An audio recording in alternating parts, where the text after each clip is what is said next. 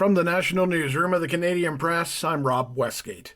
Prime Minister Mark Carney has arrived in India, kick-starting a 10-day overseas trip in the South Asian country. Carney and Prime Minister Narendra Modi are each looking to decrease their dependence on the United States. The trip is Carney's first since his headline-making speech at Davos, urging middle powers to work together. The two leaders are working to rebuild a relationship that saw diplomatic relations screech to a halt.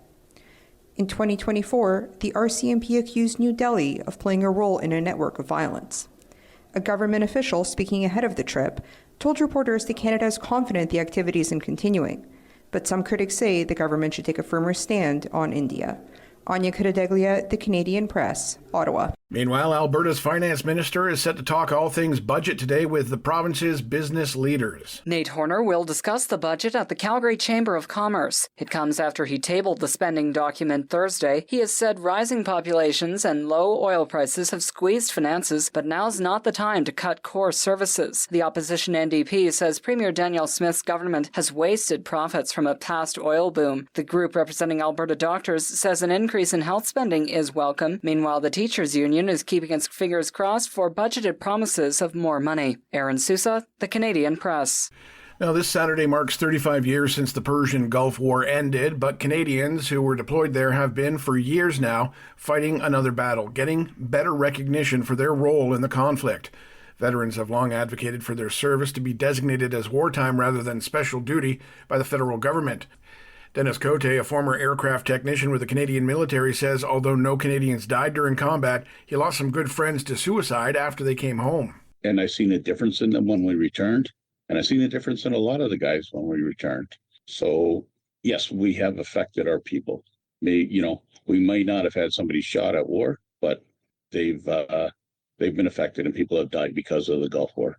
About 4,500 Canadians were deployed to the Middle East in 1990 and 91 in a United States-led campaign to liberate Kuwait, which was annexed by Saddam Hussein's forces.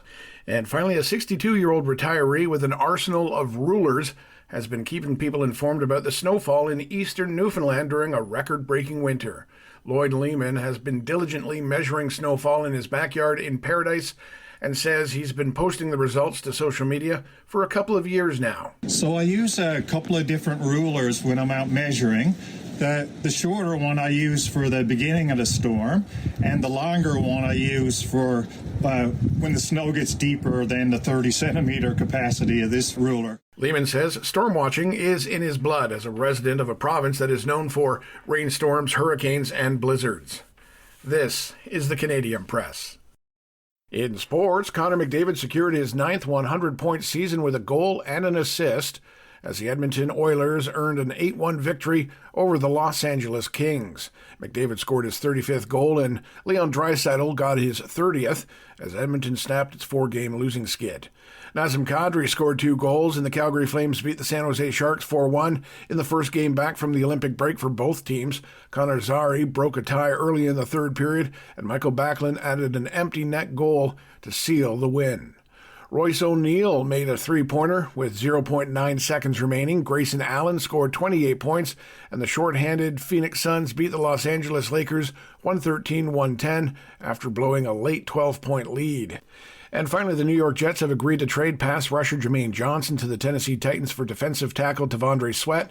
The swap cannot become official until the start of the NFL's new league year on March 11th. From the Canadian Press, I'm Rob Westgate. Thanks for listening. Don't forget to follow and subscribe. For more of today's top stories, visit thecanadianpressnews.ca.